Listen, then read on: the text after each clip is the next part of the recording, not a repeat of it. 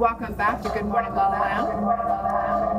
We have beautiful Marla Martenson. She is a mystical matchmaker, an author, a coach, and a dear girlfriend of mine. How are you? Hi, Erin. Hello. Hello. Hello. Thanks for having me. Thank you for being here. I first met you in this article in the dating issue of Focus magazine, and I was instantly intrigued. Oh, 3 memoirs, one of the most renowned matchmakers in Beverly Hills. Where did this journey begin for you? Well, that began in about 2002. So a long time. I've been doing this like 17 years. And I was an actress / waitress in this town when I was much younger, and came from a little town outside of Seattle, Washington, came down here, was doing that for like 20 years, lived here and in Chicago. And when I was 39, I had this transformation where my father passed away, and I said, I cannot put on a waitress outfit one more time. I'm like, I can't at 40. I need something different. Not that it was a great career for what it was and allowed me to do acting and TV commercials, but I'm like, there's something else that other talents I have to bring out in the world, and I want to make a difference somehow. And I prayed and I used affirmation cards because I didn't know what. And my husband had a friend who was taking over the management position at a video dating service, and she hired me. And then from there I moved on to Beverly Hills, and then from there I moved on to my own boutique matchmaking service. Wow. And now coaching, doing transformational coaching for women. We've talked a lot about transactional relationships versus transformational relationships. It's one distinction that I use all the time. I love it so much. Absolutely. So tell us what that means. Yeah, the transactional. Well, here in Los Angeles, we'll see a lot of those transactional, where the women are, drop dead gorgeous. So the older men, of course, all want to date the younger women, and then the women want to make sure the men are, financially good. So some of the women will really say, he's got to have a private plane, or he has to make $1 million a year. And I've had women come in saying, I want to meet a billionaire, and I have not. That was me. Just kidding. Erin, she used to pester me for those billionaires.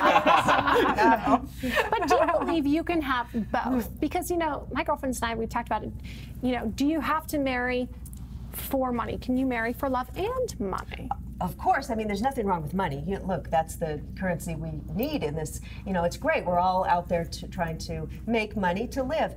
But when that's all you're looking for, I like to see a woman have something like you're doing, Erin. You're doing something to make a difference. You have something that you're passionate about, and that's what men love, instead of just looking for a guy to pay all your bills and solve all your problems. So there's nothing wrong with being like a power couple or meeting somebody that's doing big things in the world and making money.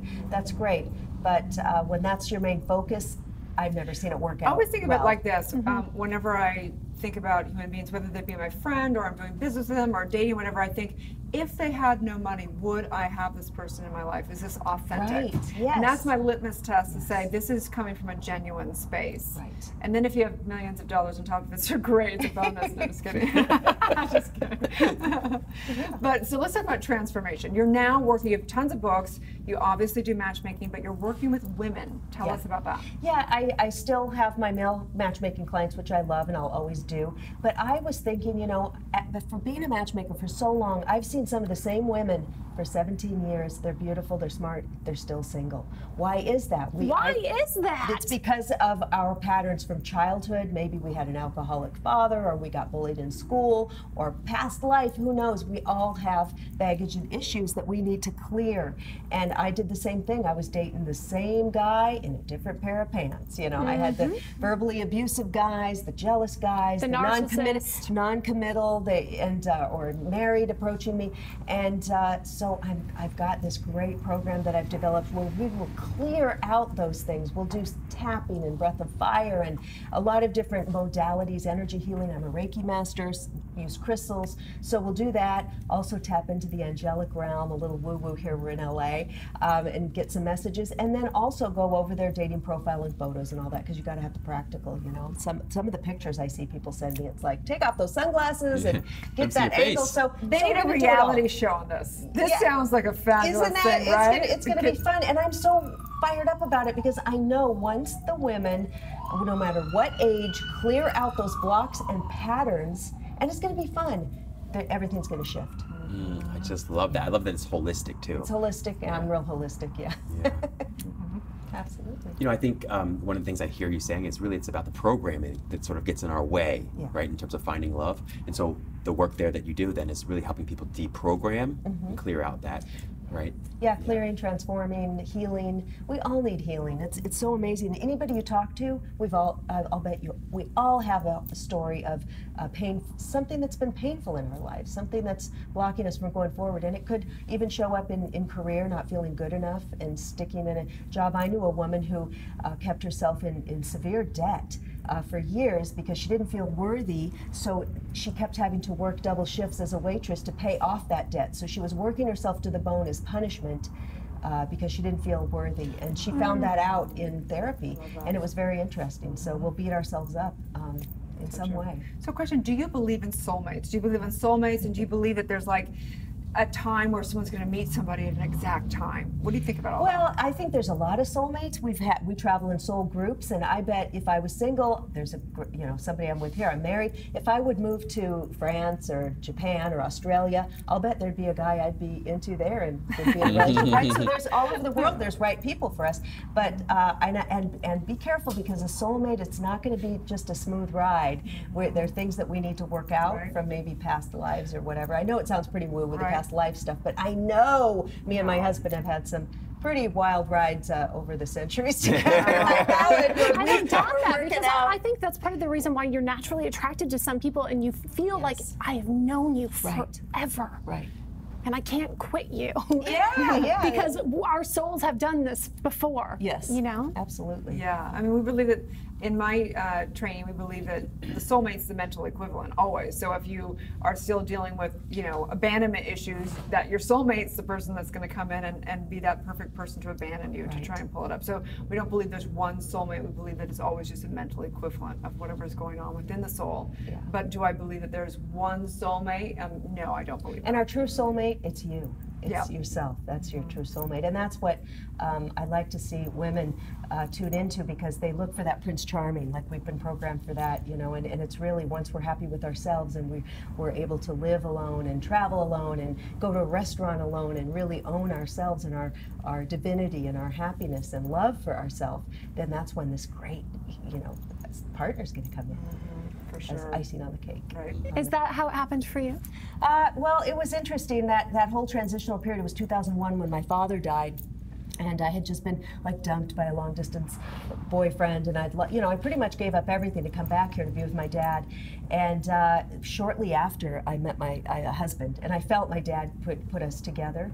And so it was very interesting, because it wasn't that I saw him and every time I'd see him, my butterflies and is he gonna call? It was more just my past life partner that we needed to reconnect and go through some stuff, because we were just together.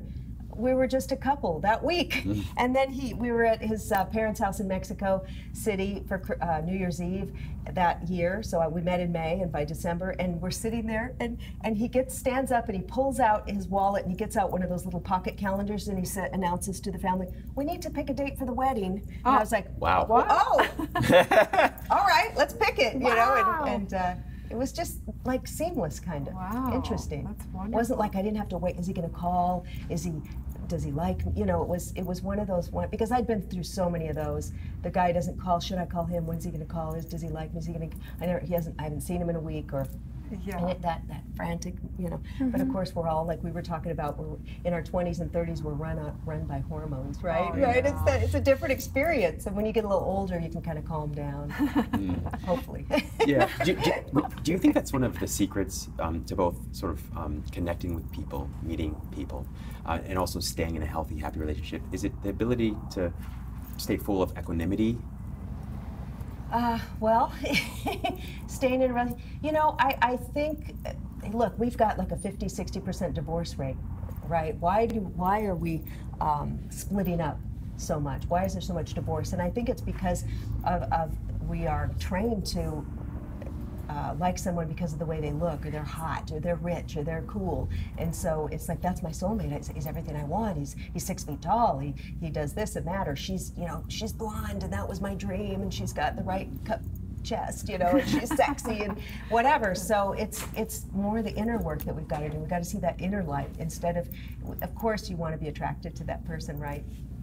But I think that's the whole key right there, is we're not digging deep enough. We go too fast. I went pretty fast with my guy. We got married in 1.5 years, but sometimes that works. But we got to get to know people, and we got to get to know ourselves. So what can the Buddha make me do to get to know myself The Buddha so I made can me be do it. ready for Mr. Right? The Buddha made me do it is, it's called A Field Guide to Enlightenment, Lite. It's my spiritual journey. It's kind of like an Eat, Pray, Love meets Bridget Jones's Diary. So it's Who doesn't love that? It's my journey. It's humorous, and it's my journey on a deep dive into the spirituality. And when I became an energy healer and all of that, and added it to my matchmaking. So, and my husband's in it, and we're like Ricky and Lucy. You know, he's a Latin musician, and I'm a wacky redhead always trying to get in the show. Well, we're all about great. diving deep. So where can people find you and dive deep? At with you? marlamartenson.com. Yeah. So. I love that. There. I love that. So great to see Thank you. you. Thank you so much. We've done many interviews together over the years. I know, so it's great. It's so wonderful to have you here. Continue the conversation. It's For so sure, important. absolutely. So stay tuned, you guys. We'll be right back.